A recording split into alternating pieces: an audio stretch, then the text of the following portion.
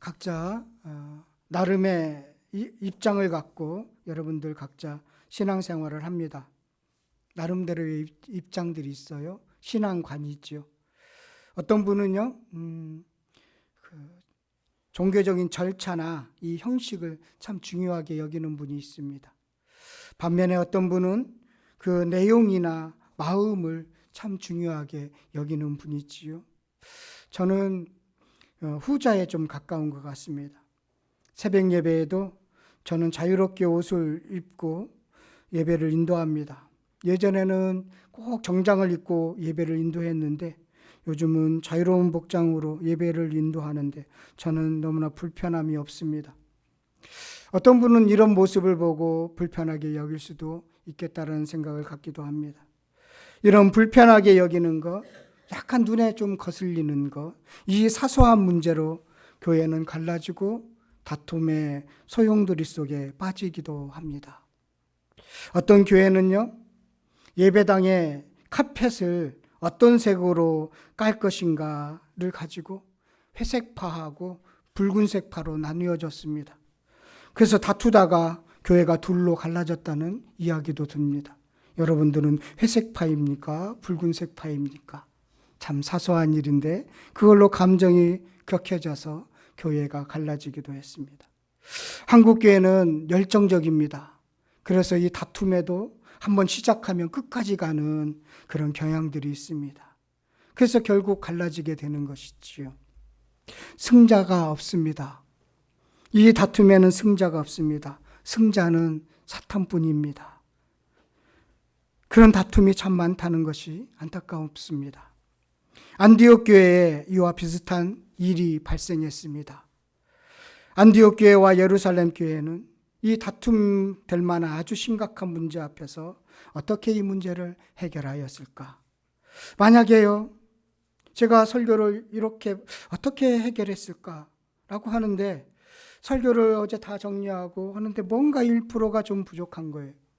그래서 저녁에 기도하는데 하나님 뭔가 1%가 부족한데 뭐가 부족하지요? 오늘 이 말씀이 전해야 되는데 주님 뭔가 부족한 마음이 드는데 무엇이지요? 하는데 새벽에 이런 마음을 주었습니다. 이런 내용이에요. 만약 이들이 잘못된 결정을 했다면 이방인 우리들은 유대인이 되어야 했었겠구나. 오늘 15장의 이 종교회에서 이 반대로 결정이 됐다면 우리는 예수를 믿는데 참 어려움을 겪을 수 있었겠구나. 만약 이들이 잘못된 결정을 했다면 예수님이 십자가에서 이루신 복음이 왜곡될 수도 있었겠구나. 그런 생각을 갖게 되었습니다. 이것이 오늘 말씀이 전혀 우리들하고 관계가 없는 것이 아니라 이때의 결정이 우리들에게 지금 많은 영향력을 미치고 있다라는 것입니다. 그때 잘못 결정했다면. 그렇다면 이들이 잘 결정을 하게 됐는데 그 잘 결정하게 된 그런 요소들이 여기 회의 안에 들어있음을 보게 됩니다. 모든 회의가 잘 결정되는 것은 아니죠. 최초로 종교회의인 예루살렘 회의에서는 무엇이 있었기에 이렇게 옳은 결정을 내릴 수 있었을까요? 그들의 종교적인 관습을 그것을 뛰어넘을 수 있는 그것은 무엇이었을까요? 참 종교적인 관습, 습관 바꾸기 어렵습니다. 이들은 어려서부터 오랫동안 유대인의 전통에 익숙한 사람입니다. 그런 종교적인 습관, 관습을 그런 율법을 뛰어넘는 그런 결정을 내릴 수 있었던 이유가 무엇일까? 여기 안에 담겨져 있습니다. 그러면서 우리는 사소한 문제로 다른 생각의 문제로 갈등을 겪는 교회들이 오늘 참 배울 점이 많다는 생각을 갖게 되었습니다. 또한 교회뿐만 아니라 한 개인에게 있어서 나와 다른 생각을 하는 분들에게 어떻게 볼 것인가, 어떤 판단을 내릴 것인가, 그런 신앙적인 교훈을 주고 있습니다. 오늘 내용으로 보면 은혜를 만끽하던 안디옥 교회에 어느 날 느닷없이 큰 위기가 찾아왔습니다. 또 은혜를 누리면 또 위기가 와요. 예루살렘에 온 성경 지도자들의 가르침으로 인한 것이었습니다. 처음 시작은 나쁘게 시작되지 않습니다. 좋은 의도로 했던 것입니다. 그런데 안디옥 교회는 바울과 바나바의 가르침에 따라서 누구든지 십자가에 인간의 죄값을 대신하신 예수 그리스도만 믿기만 하면 하나님의 자녀로 구원을 얻는다는 은혜의 복음을 전했고 그것을 믿었습니다. 그래서 이방인들인데 그들은 그 믿음으로 구원을 받았습니다. 그 기쁨이 가득했지요. 그런데 예루살렘에서 온 이들의 가르침은 달랐습니다. 어쩌면 이들의 가르침은 당시 상황에서 보면, 지금의 상황이 아니라 당시 상황에서 보면 자연스럽고 무난한 방식입니다. 종교 규례를 지키는 것은 당연하게 여겨졌기 때문입니다. 믿기만 하면 구원을 받는다, 뭔가 부족해 보이잖아요. 그런데 종교적인 어떤 행위를 통해서 그들의 구원관을 표현한다면 더 종교적으로 보일 수 있는 것입니다. 그리고 성경에 기록도 있습니다. 하나님이 아브라함에게 할례를 명령했습니다. 창세기 17장 13절에 할례는 또한 영원한 규례라고 그렇게 말씀하셨습니다. 바리스파 예루살렘에서 온 유대인이면서 예수를 믿게 된 사람들은 이런 성경적인 말씀을 근거로 해서 너희들도 예수를 믿었지만 할례를 받아야 됩니다라고 분명히 가르쳤을 것입니다. 성경을 펴서 보여주면서 가르쳤을 것입니다. 또 에스겔서 44장 9절에 보면 이방인은 마음의 할례만 받으면 안 된다고 하고 있습니다. 육체의 할례도 받아야 된다는 것이죠. 그래야 성전에 들어올 수 있다라고 그런 말씀도 있습니다. 이런 말씀들로 근거를 해서 구원은 하나님의 백성인데 하나님의 백성으로 부름을 받은 유대인이 되어야 합니다. 여러분 그렇게 가르침을 배웠다면 그래 그럴듯해 그런 것 같아 라는 생각이 들겠지요. 유대인처럼 그래서 할례를 행해야 하고 할례는 하나님의 백성이라는 사랑의 증표입니다. 표식입니다. 사랑의 사인입니다. 아브라함과 하나님 사이에 사인했던 것처럼 그런 사랑의 증표입니다. 사랑하는 사람들끼리 하트 모양을 사귀는 것처럼 그런 증표입니다라고 그렇게 가르쳤습니다. 그래서 유대인처럼 율법을 지키고 살아야 되는 것입니다. 그리고 할례를 받아야 구원이 완성되는 것입니다. 예루살렘에서 온 그리스도인들의 입장에서는 아주 자연스러운 가르침입니다. 우리도 십자가의 은혜로 구원을 받았지만 그것으로는 부족하다는 생각이 들어서 더 율법을 지키려고 합니다. 라고 하면서 그들은 자신들의 생각을 덤으로 이야기하면서 안디옥 교회의 가르침을 했던 것입니다. 사실 믿기만 하면 구원을 받는다는 바울의 가르침은 참 복음입니다. 참 복음이에요. 그런데요, 당시 입장에서 바울의 가르침은 신학적인 혁신입니다. 지금까지 그런 일이 없었거든요. 그래서 바울과 바나바의 가르침은 사실 우리들의 지금의 입장으로 보면, 그 당시의 입장으로 보면 참 진보적인 입장입니다. 진보적인 입장이에요. 반면에 예루살렘에서 온 사람들의 가르침은 참 보수적이고 편안한 그런 입장을 취하고 있습니다. 여러분들은 어느 쪽에 마음에 갑니까? 진보적인 입장, 바울이 가르침에 대한 진보적인 입장에 마음이 갑니까? 아니면 유대인들이 성경을 펴서 가르치는 그 말씀에 마음이 갑니까? 바울과 바나바가 예수 그리스도가 이루신 그 십자가의 복음을 전하는데 거기에 마음이 갑니까? 이로 인해서 심한 다툼과 변론이 일어났습니다. 해결이 안 되는 거예요. 그래서 본부교회에서, 예루살렘 교회에서 가르치는데 헛소리 하겠어. 은혜로만 구원을 완성된다고 했는데 좀 부족하다는 생각을 나도 갖게 돼. 이로 인해서 이런 생각들이 막 곳곳에서 나오니까 혼란스러운 거예요. 결론이 나지 않는 거예요. 그래서 이들이요, 안디옥 교회가 참 지혜로운데 우리끼리 결정하지 말고 바울과 바나바와 몇 지도자들을 본부교회 예루살렘 교회에 좀 보내서 물어보자. 그들이 어떻게 결론을 내리는지 우리가 따라가도록 하자. 그래서 바울과 바나바 교회 지도자들을 예루살렘의 교회에 보냅니다. 그래서 내려왔더니요, 내려오면서 간증도 하고 은혜의 복음을 나누기도 했습니다. 성교 보고도 했습니다. 그래서 예루살렘 교회에 내려왔더니 예루살렘 교회 안에서도 이런 견해들이, 일치되지 않는 견해들이 있음을 보게 됩니다. 바르스페 출신인 예수님을 믿는 분들은 할례와 율법을 참 강조했습니다. 이로 인해서 예루살렘 교회 안에서도 많은 변론이 일어나게 되었습니다. 여기 5절 보세요.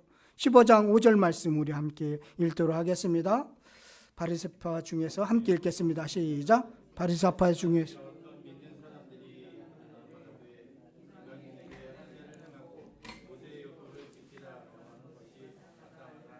예, 그렇게 있죠.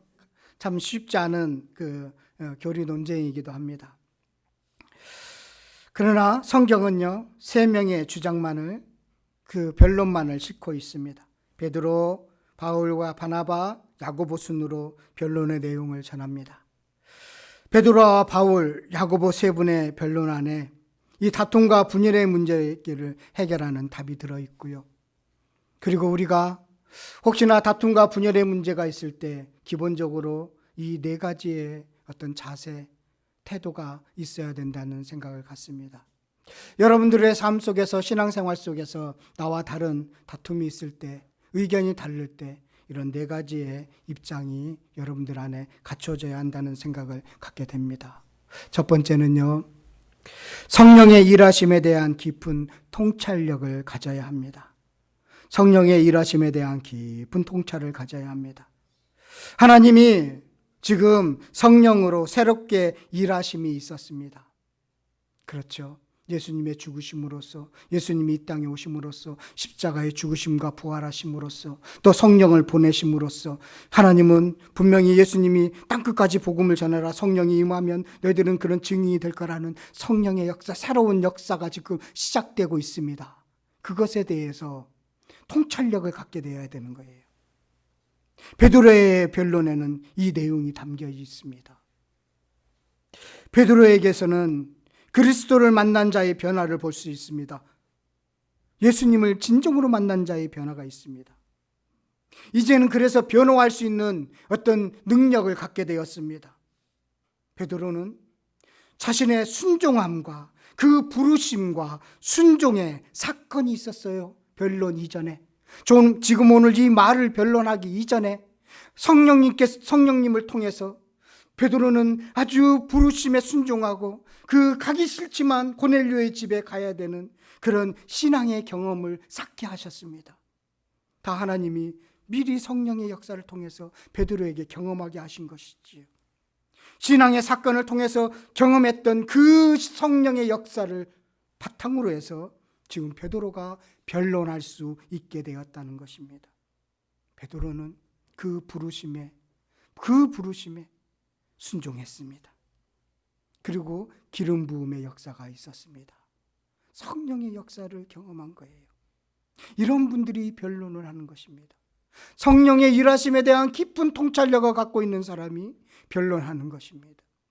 성령이 내 안에서 역사하시는 일들을 경험하는 사람들이 그 일을 변론할 수 있는 것입니다. 베드로는 성령의 일하심을 받습니다. 성령의 일하심에 대한 깊은 통찰력을 갖게 되었습니다. 성령의 자유로운 역사를 본 것입니다. 그래서 베드로는 이제는 영적으로 유연성을 갖게 되었습니다. 그래서 전통과 관습에 매이지 않게 된 것입니다. 이 성령님이, 하나님이 성령님을 보내셔서 새 일을 하시는구나라는 것을 너무나 분명히 알게 되었기 때문입니다. 그래서 그 체험을 바탕으로 베드로는 보수적인 종교인들에게, 바리새파이면서 예수를 믿은 그들에게 이렇게 충고합니다. 그게 10절과 11절의 말씀입니다. 우리 함께 읽도록 하겠습니다. 그런데 지금 너희가 어찌하여 하나님을 심하여 우리 조상과 우리도 능히 매지 못하던 멍에를 제자들에게 목에 두느냐. 그러나 우리는 그들이 우리와 동일하게 주 예수의 은혜로 구원받는 줄을 믿노라 하니라. 율례와 할례와 율법을 지키는 것은 하나님을 지키는 것, 지킴으로써 유대인이 되는 것은 하나님을 시험하는 것입니다. 이방인을 향한 하나님의 구원의 계획에 도전하는 것입니다. 하나님을 테스트하는 것입니다. 너희들도 율법과 그 율례를 다 지키지 못하지 않습니까? 그런데 왜 이방인들에게 그 멍에를 매게 하도록 하려는 것입니까? 그들도 제자입니다. 예수 복음, 은혜 복음 믿음으로 믿어서 제자가 되었습니다. 너희들도 지키지 못하는 율례를 왜 그들에게 명예를 먹게 하도록 하는 것입니까? 제가 보니까요, 베드로가 그러는 거예요. 제가 보니까요, 유대인이나 이방인이나 동일하게 예수의 은혜로 구원받는 것이 하나님의 뜻이라는 것을 알게 되었습니다. 이것이 하나님의 뜻입니다. 주 예수의 은혜로 구원받는 줄을 믿노라. 이것이 하나님이 성령을 통해서 하시고 있는 새 일입니다. 라고 그렇게 지금 보수적인 바리새인이면서 예수를 믿게 된 사람들에게 지금 변론하고 있는 것을 보게 됩니다. 여러분, 베드로의 순종과 부르심, 성령의 일하심을 보고 베드로는 그렇게 변론할 수 있게 된 것입니다. 성령 충만하셔야 됩니다. 성령 충만하셔야 돼요. 그 다툼의 현장에서 이길 수 있는 자세가 바로 성령 충만함입니다. 두 번째는요, 가만히 듣는 태도가 있어야 합니다.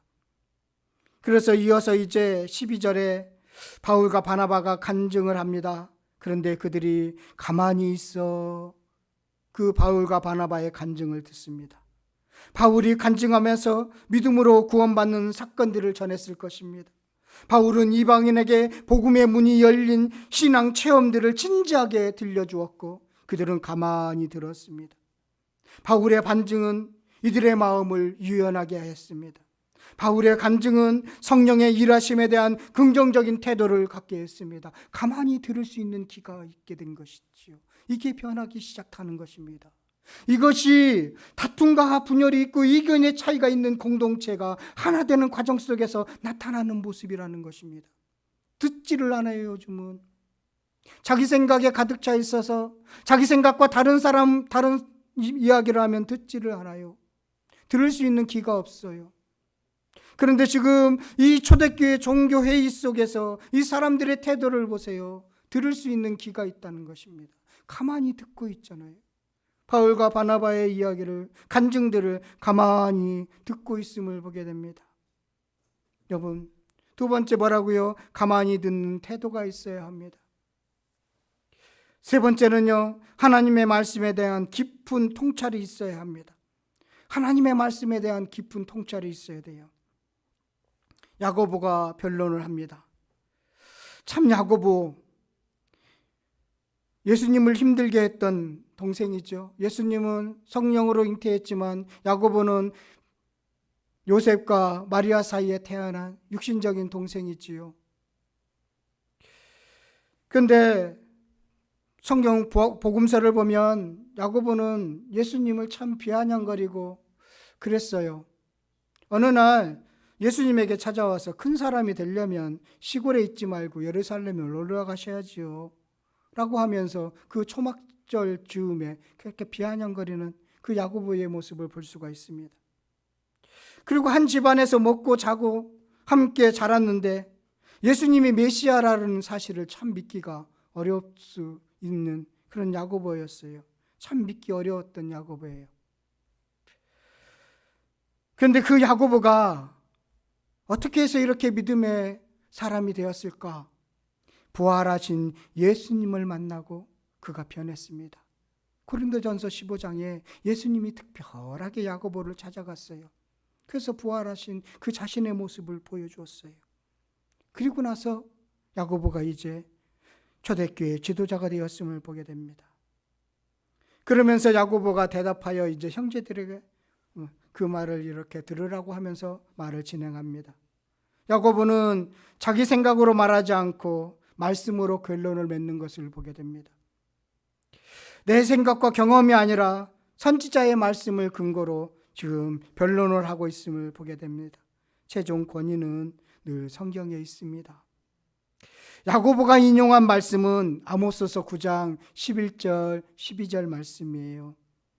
남은 자에게 두 가지 약속하신 말씀입니다 하면서 무너진 다윗의 장막을 다시 일으켜서, 무너진 다윗의 장막을 다시 일으키신 분이 예수 그리스도잖아요. 다시 일으키실 것이다.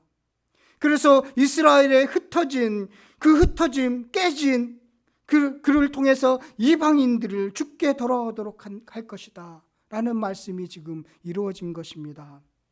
그리스도를 통해서 열방을 기업으로 얻게 하십니다. 구원은 그리스도의 복음, 십자가의 대속으로 말미암아 주어진 선물이라는 것을 이미 선지자가 예언했고 그것이 이루어졌습니다. 무너진 장막이 세워졌고 예수를 통해서 열방이 죽게 돌아오도록 했습니다. 이것이 하나님의 뜻이었습니다. 이것이 이루어진 것입니다. 믿는 자는 구원을 받는다는 이 성경의 가르침을 그대로 지금 자신이 경험한 사실을 바탕으로서 그 말씀을 인용해서 전하고 있음을, 변론하고 있음을 보게 됩니다. 여러분, 최종 권위는 성경에 있는 것입니다. 하나님이 그 예언의 말씀을 이렇게 성취하셨습니다라고 분명한 말씀에 대한 통찰력이 있기 때문에 야고보는 이 말씀을 들어서 지금 진행되고 있는 이방인이 죽게 돌아오고 있는 이 사건은 이미 예언된 사건으로서 말씀으로서 이루어져 가고 있는 것입니다라고 지금 가르쳐 변론하고 있음을 보게 됩니다. 이렇게 다툼과 분열에 있는 현장 속에서 하나로 가는 일치로 가는 그 과정이 이렇게 매끄럽지는 않지만 이렇게 진행되고 있음을 보게 됩니다. 다른 생각을 갖고 있는 사람이 하나가 돼가는 과정들 속에서 성령의 일하심이 있었고, 그리고 가만히 들을 수 있는 그런 귀가 있었고, 말씀의 근거도로 해서 해석이 되어가고 있는 것입니다. 그 지금 처해 있는 현실이 말씀으로 해석하고 있는 것입니다. 아직 신약 성경이 없거든요. 그 구약의 말씀으로 예언자의 말씀으로 지금 해석하고 있는 것을 보게 됩니다. 그리고 나서요, 이제 결론을 맺고 있습니다. 네 번째는 상대방을 향한 배려가 있어야 합니다. 상대방을 향한 배려가 있어야 돼요. 그 판결 주문인데요, 19절부터 21절까지가 이제 결론에 해당되는 말씀입니다.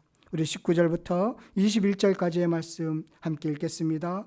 그러므로 내 의견은 이방인 중에서 하나님께로 돌아온 자들을 괴롭게 하지 말고 다만 우상의 더러운 것과 무여 죽인 것과 피를 멀리하라고 편지하는 것이 옳으니 이는 예로부터 각성에서 안식일마다 해당해서 그 글을 읽었음이라 하더라. 예.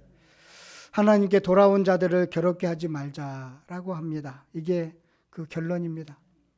하나님께 돌아온 자들을, 그들이 할례를 행하고 그렇게 유대인이 되도록 하는 것, 그렇게 하는 것은 괴롭게 하는 겁니다. 내가 예수는 믿지만 유대인이 되는 것을 거북하게 여기는 사람들이 있거든요. 그런 사람들을 괴롭게 하지 말자라고 결론을 내립니다. 그러면서 추가 주문을 합니다. 먹는 문제와 도덕 문제입니다.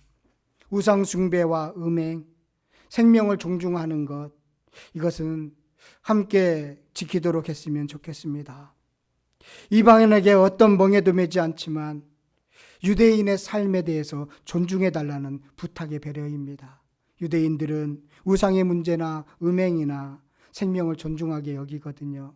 그러니 유대인들을 생각해서 당신들도 그것은 좀 절제했으면 좋겠습니다 라고 부탁을 하고 있는 것입니다. 신앙에 약한 자가 걸려 넘어지는 것이 없도록 조심해달라는 부탁입니다. 어쩌면 이방인들은 그것은 먹어도 되고 아무것도 아니라고 고린도전서를 보면 그 문제를 뛰어넘었지만 유대인들에게는 그게 걸림이 되거든요. 그래서 그들이 걸릴 것 같으면 먹지 않겠다. 먹지 마십시오. 절제하십시오. 서로의 처지를 인정하고 배려하는 태도가 있어야 합니다. 입장이 다르거든요. 좀 생각이 다르거든요. 유대인의 입장에서 볼 때 그들이 음양하거나 우상숭배하는 거나 피채 먹는 건 피는 생명인데 피를 먹는 거 보면 참 거북하거든요. 그래서 유대인들이 볼 때 그건 거북한 거니까 그건 하지 말고, 그런 건 하지 말고 당신들도 절제하면서 살았으면 좋겠습니다. 그거 부탁하는 거예요. 할래? 유대인이 되는 거 안 해도 좋습니다. 예수를 믿으면 구원을 받습니다. 꼭 유대인이 되어야만이 하나님 백성 되는 것은 아닙니다. 예수를 믿으면 하나님의 백성이 되는 겁니다. 그러나 여러분들의 도덕적인 것과 그런 성적인 문제에서는 성결하시기를 바랍니다. 라고 부탁하는 것을 보게 됩니다. 이렇게 할 때 서로 배려하는 마음을 가질 때 그렇게 하나로 가는 연합의 일치가 이루어지는 것입니다. 그리고 나서 이 전체가 이렇게 결정이 됐어요. 거기에 하나 더 있습니다. 뭐가 있느냐면요. 다수의 횡포가 없습니다. 다수의 횡포가 없어요. 다수파의 횡포가 가능한 상황입니다. 예루살렘 교회의 구성원 대부분은 히브리파입니다. 유대인으로 예수님을 믿는 사람들입니다. 스데반 순교 이후에 헬라파 사람들은 다 흩어졌습니다. 그리고 남아있는 사람들은 유대파, 바리새파, 예루살렘 예수님을 믿는 사람들이 히브리파 사람들만 여기에 있습니다. 상당수 유대인들은 지금 5절에서 말씀한 것처럼 이방인들도 할례를 행하고 율법을 지켜야 한다는 생각을 다 갖고 있습니다. 밀어붙여도 됩니다. 숫자로 밀어붙여도 됩니다. 여론을 세우고 숫자로 자신들의 주장들을 펼칠 수 있는 상황입니다. 다 동조하거든요. 그러나 그들은 다수파의 행포를 부리지 않았습니다. 변론은 있었지만 여론이나 다수파에 의한 결정을 주장하지 않았습니다.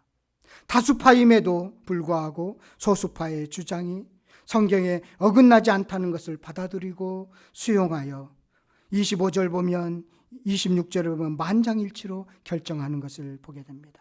이것이 은혜예요. 숫자로 밀어붙이는 거 아닙니다. 무슨 일을 결정할 때 다수결로 따르는 거 쉽지요. 쉽습니다. 그래서 자기를 따르는 사람 숫자를 많게 하려고 얼마나 골머술수를 쓰고 있습니까? 그런데 진리는, 교회는 다수결로 결정하는 것이 아니라 성령의 일하심으로 성경의 권위에 따라서 진리에 따라서 결정해야 되는 것입니다. 다수파로 이야기하자면 우리 교회는 소수파입니다. 그렇다고 해서 여러분들의 믿음이 잘못된 게 아니지요. 다수결로 결정하는 게 아닙니다. 예수를 진정으로 믿느냐, 그 진리대로 따라가느냐, 거기에 따라 결정되는 것입니다. 거기에 따라 결정되는 것입니다. 이렇게 처음으로 열린 예루살렘 공의회 최초의 종교회의가 이렇게 결론을 내리게 되었습니다. 2000년 전에 있었던 예루살렘 종교회는 우리에게 무슨 의미가 있을까요? 종교회의는 신앙의 문제를 해결하는 중요하게 우리들을 교훈하고 있음을 보게 됩니다. 이방인이 구원받는다는 것을 그들은 이제 반대하지 않았습니다. 진정한 구원받는 사람은 유대인이 되는 것이 아니라 예수 그리스도로 예수를 믿으면 된다는 것을 분명하게 가르쳐 주었습니다. 그리고 나서 구약의 말씀 지키는 것, 생명과 평강의 복음입니다. 그래서 우리는 율법을 지키는 것이죠. 십계명을 지키는 것입니다. 이 문제는 지금도 유효합니다. 논쟁거리가 됩니다. 구원은 어떻게 완성되는가? 구원받은 사람은 어떻게 살아야 하는가? 바리새파 그리스도인들은 믿음과 행위가 있어야 구원받는다고 그렇게 주장합니다. 그러나 바울과 바나바는 예수만 믿으면 의인이 된다고 말합니다. 이 논쟁은 지금도 계속되고 있습니다. 기독교는 오직 믿음으로, 오직 은혜로 구원받는다는 것을 지금 강조하고 있고 그것을 믿고 있습니다. 그러나 가톨릭은 아직 오직 구원, 오직 믿음으로 부족하다고 주장합니다. 우리 안에 의로움이 있어야 하고 공적을 쌓아야 한다고 행위를 강조하고 있습니다. 이런 주장이 잘못됐다고 하면서 이러한 사건이 종교개혁인데, 종교개혁은 말씀으로 돌아가자는 운동이었습니다. 가톨릭은 성경이 아닌 것을 교황의 무호설이든 그 마리아가 성모라는 등 승천했다는 것, 성경 이외의 것들을 덕지덕지 붙였습니다. 그것을 제거하자는 운동이 종교운동이었고 종교개혁이었습니다. 그런데 종교개혁 이후 기독교는 다시 덕지덕지 붙이고 있습니다. 진리가 아닌 것들을 붙이고 있습니다. 그것을 떼어내야 되는 것입니다. 그 덕지덕지 붙은 걸로 인해서 지금 교회는 다시 다툼과 분열이 가득하고 있음을 보게 됩니다. 그 다툼과 분열이 차라리 사실은 진리 문제였으면 좋겠는데 대부분 한국 교회의 다툼과 분열의 문제는 감정 싸움이 참 많습니다. 서로 이해하고 배려하면 해결할 수 있는 문제인데 감정 싸움으로 갈라지는 것을 보면 참 안타까운 마음이 듭니다. 나의 생각보다 말씀이 앞선 태도로 신앙생활을 했으면 좋겠습니다. 나의 생각은 내려놓으시고 말씀을 앞세우는 태도, 그런 태도로 신앙생활을 했으면 좋겠습니다. 여러분들 성령이 지금도 일하시면 여러분들 느끼지요? 체험하지요? 저는 너무나 강력하게 체험하고 있습니다. 성령의 일하심에 대한 통찰력을 갖고 신앙생활 했으면 좋겠습니다. 오늘도 일하시는 그 성령님의 음성을 듣고 순종했으면 좋겠습니다. 베드로가 나 이방인 집에 못 갑니다. 고넬료 집에 어떻게 갑니까? 그 부정한 음식을 어떻게 먹을 수 있겠습니까? 그런데 성령의 일하심에 대해서 순종했습니다. 그 부르심에 순종했습니다. 그때 기름 부음의 역사가 있는 거예요. 구원의 역사가 있는 거예요. 이와 더불어 나와 다른 생각을 가진 사람들을 배려하는 그런 신앙 태도를 가지고 살았으면 좋겠습니다. 숫자로 밀어붙이지 않고 진리에 따라서 신앙생활하는 남양주 성실교회가 되었으면 참 좋겠습니다. 오늘 이 회의는 우리들에게도 지금 미쳐서 우리는 유대인이 되지 않아도 믿음으로써 구원을 받은 하나님의 백성이 되었습니다. 그러니 생명과 복음에 있는 생명과 평강이 있는 그 말씀 십계명도 잘 지키면서 율법도 잘 지키면서 성숙한 그리스도인들이 되시기를 간절히 축원드리겠습니다.